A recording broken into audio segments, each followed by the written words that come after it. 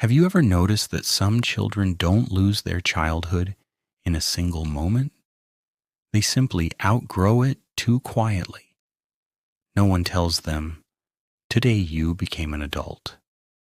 They just one morning realize that they can rely only on themselves, and they take on their shoulders a responsibility that is not appropriate for their age.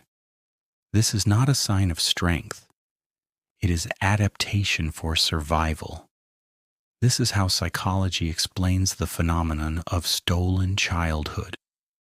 The trap of forced maturity, parentification. Psychologists call this phenomenon parentification. When a child is forced to contain other people's emotions or solve adults' problems, their brain learns to switch off its own needs. You were not born a calm and convenient child. You became one because there simply was no other choice. You learned to be a support earlier than you learned to ask for help. Autonomy as a defense mechanism. When there was no reliable rear in childhood, hypertrophied self-sufficiency is formed. You stop waiting for support because it seems like something dangerous or temporary. In adulthood, such people appear extremely competent, but inside, they still fear trusting someone so as not to be left alone with a broken heart. Emotional split. This is a state of split maturity. On the outside, you are a wise, serious person who always knows what to do. But inside lives a small child who feels lonely, guilty, or empty. Your logic outpaced your feelings, and now you don't know what it is like to simply be vulnerable. Fear of calm. For those who grew up too fast, rest is associated with anxiety. In your past, calm usually meant that something bad was about to happen. That is why your nervous system is always in a state of combat readiness.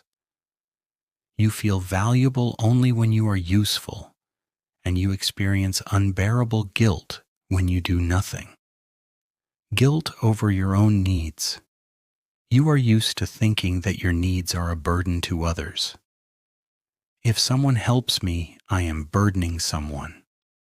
This belief makes you constantly apologize for simply being human. Accepting care is harder for you than giving it. Hypersensitivity and closedness. Your empathy is a radar honed over years. You instantly read changes in mood in a room and anticipate conflicts before they even begin. But this ability has a price. You keep your distance. You know how painful it is to give all of yourself without any protection. Psychology does not consider you broken. Your psyche simply adapted to pressure too early. You learned responsibility earlier than safety and strength earlier than tenderness. But remember, healing does not make you weak.